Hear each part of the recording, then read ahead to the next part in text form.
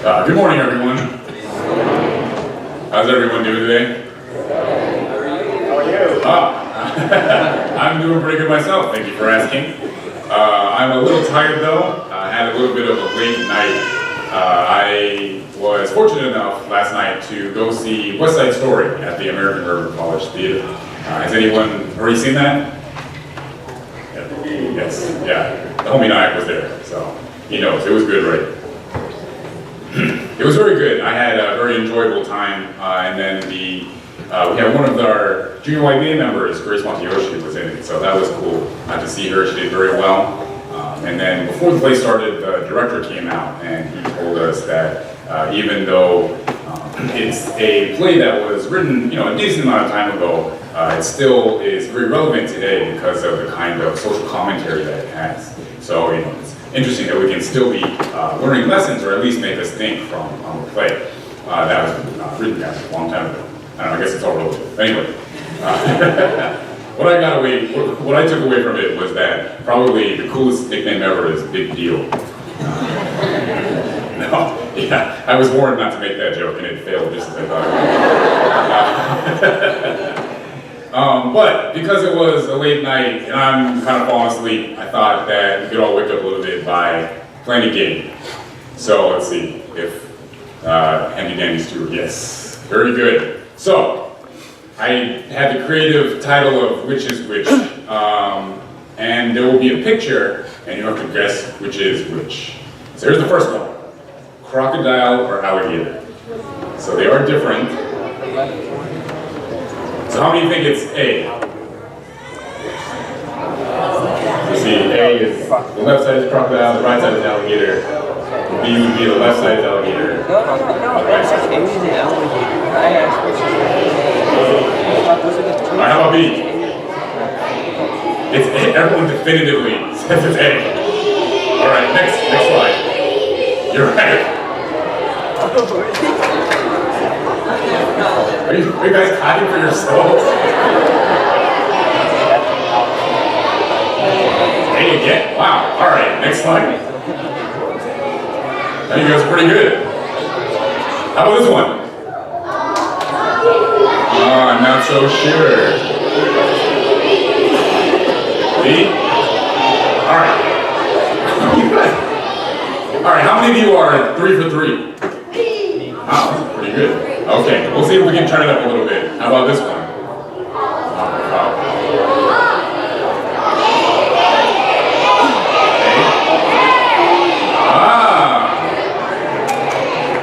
Alright, how about this one?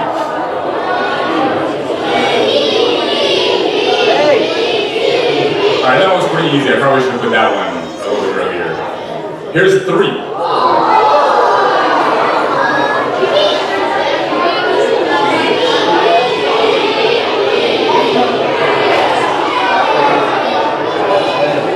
Okay, so now this one's a little bit different. These are both elephants, right?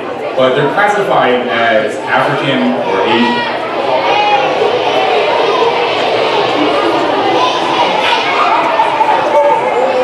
Alright, we're going to change it up even more for this one.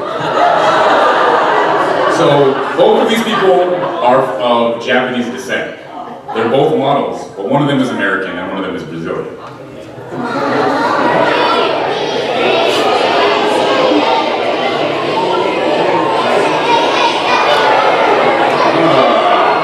I will do one more, that one, we'll do one more for the other. Same thing, they're both of Japanese descent, but one of them is American and one of them is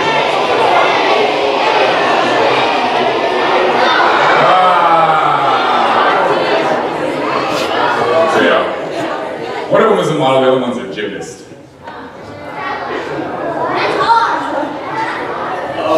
Oh, yeah. I also look like that underneath my robe. Yeah, sure. I don't have that kind of time. How many of you got all of them right? Oh, some people got all of them right. Very good.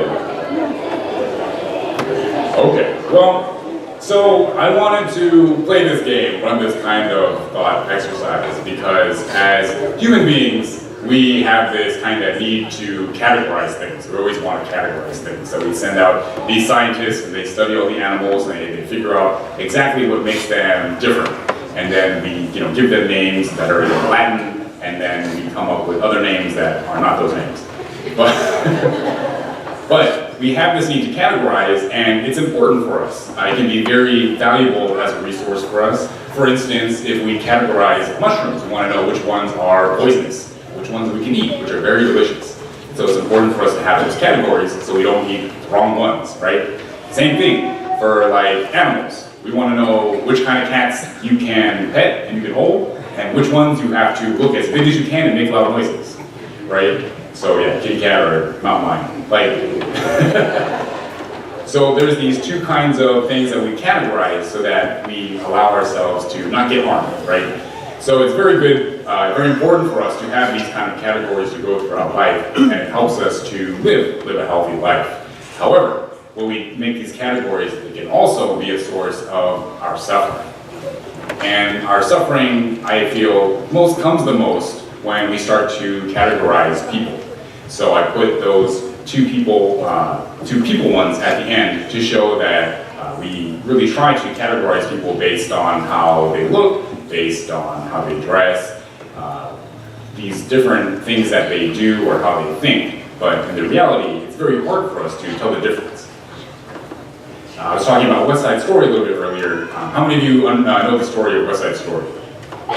Okay, good, very good. If you haven't, I suggest watching the movie or go on seeing the play. It was very good, but without giving away too much of the plot, it's between these two gangs. So there's the Jets and the Sharks, and they're fighting for this turf.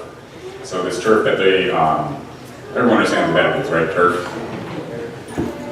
That's not too old of a term. Okay, so they're fighting over the turf, and bad stuff happens, so people are unhappy. Now they're able to categorize themselves because of different reasons, either because of their ethnicity or because of the gang that they're in. And because of that, there's this conflict. Now this conflict arises within each and every one of us when we start to have this very dangerous idea of you or them, which is the opposite of me or us. So we have this duality of me versus you, or us versus them. And that's when it becomes very easy for us to make other people unhappy. When there's this dichotomy, it's very easy for us to be mean. It's easy for us to hate. It's easy for us to think that we're better than other people because we have this us, our group versus them. But what Buddhism tries to teach us, what it tries to break through, is that there is no such thing. This is just this idea within our mind that we've created, that there isn't that. When in reality, it's all us. We said the golden chain a little bit earlier, and it said that all of us are links within this chain. I know many of you are familiar with this idea of interconnectedness within Buddhism, knowing that we're all connected. But to push that even further, and what the Nenbutsu teaching tries to break through these categories to make us understand, is that the reality is that we're all one. It's always just us. There is no them. And that's when our suffering comes, is when we start to think that there is a them.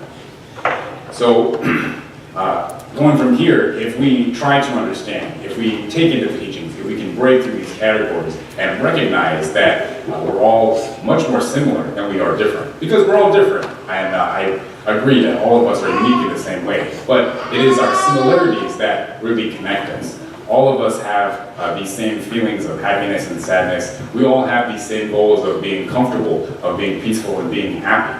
When we recognize that we're all more similar than we are different, we recognize that we're all on the same team. I'm not going to say we're on the same game, that's kind of weird. But we're all on the same team, and we start to understand and believe that we're all on the same team, then it's very hard for us to be mean to each other. It's very easy for us to take care and worry about each other. And when we're all on the same team, we're all trying to be compassionate to each other. That's when we all start to live a happier, more compassionate, and fulfilling life. If you could please join me in Gassho. Namo Amida. Namo Amida.